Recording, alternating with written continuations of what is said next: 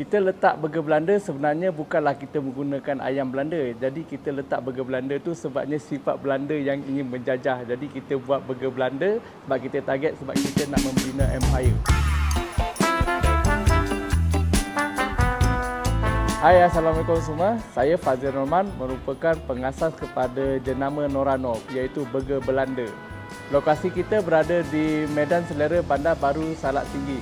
Dan waktu operasi kita bermula jam 4 petang sehingga 10 malam. Norano ni adalah satu jenama dan Norano ni dia menjual fokus kepada produk burger Belanda. Kita letak burger Belanda sebenarnya bukanlah kita menggunakan ayam Belanda. Jadi kita letak burger Belanda tu sebabnya sifat Belanda yang ingin menjajah. Jadi kita buat burger Belanda sebab kita target sebab kita nak membina empire. Yang menjadi best seller dekat Norano adalah burger Moktet. Burger Moktet ni dia adalah double beef patty dan patty kita ni kita ambil daripada supplier dan patty ni adalah patty homemade dan dia menggunakan 100% beef, tiada campuran bahan-bahan seperti perasa dan sebagainya.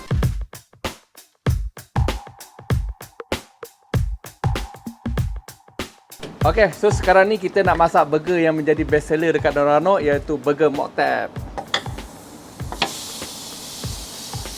Okey, inilah patty yang saya cakap tadi yang 80 gram dia punya daging, 20 gram dia punya lemak. Jadi total berat dia adalah 100 gram. Untuk pastikan kualiti konsisten, kita pakai timer ni. Sebab tu kalau kita tengok timer kita ni banyak.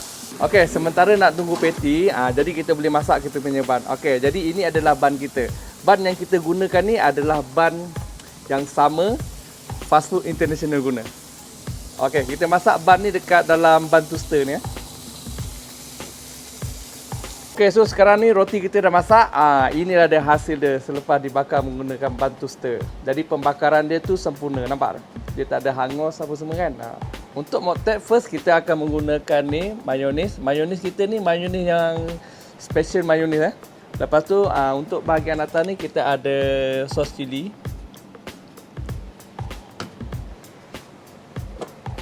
Untuk setiap burger kita, kita ada 2 biji pickle. Pickle ni kita tak boleh letak lebih sebab nanti dia akan mengganggu dia punya rasa tu. Dia kena light-light saja.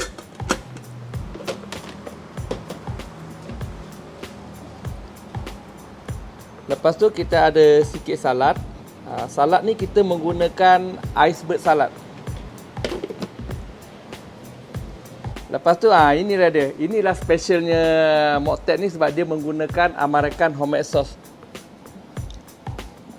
Jadi sos kita letak, kita akan letak bulat. Kenapa kita letak bulat? Sebab kita nak customer bila makan dia akan dapat gigitan yang pertama tu. Okey, untuk Moktet sebab dia double patty. Jadi bila double patty kita kena ada 2 slice cheese lah. Jadi kita standby dulu slice cheese awal-awal dekat sini. Konsep burger kita dekat sini kita menggunakan konsep burger fast food. Sebab tu kita punya equipment kitchen, kita punya grill apa semuanya kita menggunakan yang elektrik untuk mengawal kualiti. Kita memilih konsep fast food sebabnya saya nampak dia sangat mudah untuk membuat sistem. Apabila kita sudah ada sistem, kita ada SOP yang baik, kita mudah untuk kawal kualiti dan kita target setiap customer yang datang rasa dia mesti sama walaupun bukan saya yang masak.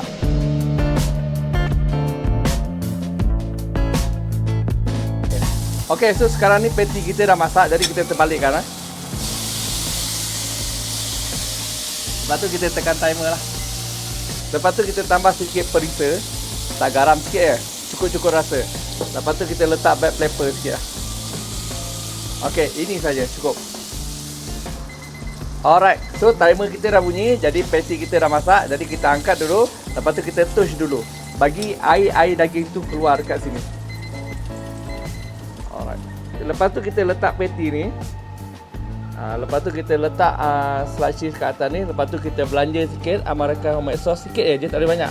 Okey. Lepas tu kita letak patty ni. Lepas tu kita ni letak balik dekat atas ni.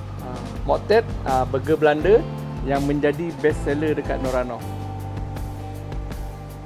Harapan saya untuk Norano ni, saya harap Norano akan mendapat jualan yang konsisten selama dalam 2 ataupun 3 tahun. Apabila kita sudah mencapai jualan yang konsisten, kualiti yang konsisten, baru kita akan pergi ke pasar seterusnya iaitu franchise.